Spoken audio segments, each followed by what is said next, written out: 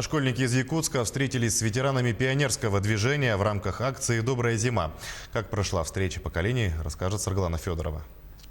Мелочь, а приятно. Теплые носки, варежки, изготовленные своими руками, подарили ребята ветеранам. В свою очередь представители старшего поколения Маргарита Петрова и Альбина Паисеева рассказали об опыте работы в пионерской организации. Обе женщины большую часть жизни посвятили общественной деятельности.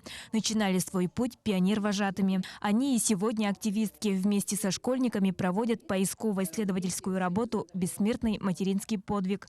Собирают материалы о матерях, потерявших сыновей на фронтах Великой Отечественной. Будет совместно «Бессмертный полк» же у нас 9 мая выходит. Вместе с ними выйдем мы «Бессмертный материнский подвиг», материнская колонна с портретами наших матерей, наших бабушек. У нас есть стенд Матери Победы, обновление будет. Хотели бы, конечно, сделать альбом, но потом постепенно посмотрим.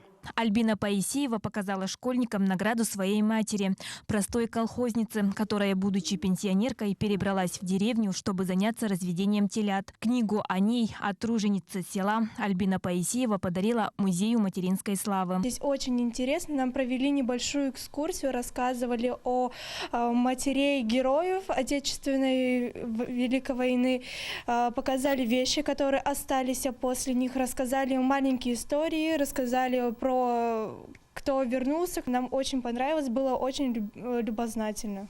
А ребята привезли еще экспозицию «Блокадный Ленинград».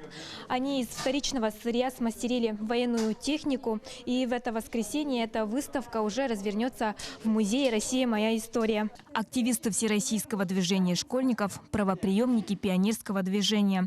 Они продолжают его традиции. Ведут масштабную работу по увековечению памяти ветеранов, детей войны, выступают в роли тимуровцев. Ребята сегодня запустили еще одну акцию «Наследники Победы победителям». К ней могут присоединиться все желающие. Условия акции разнообразны – от тимуровской помощи до организации концертов. Саргалана Федорова, Семен Семенов, Якутск.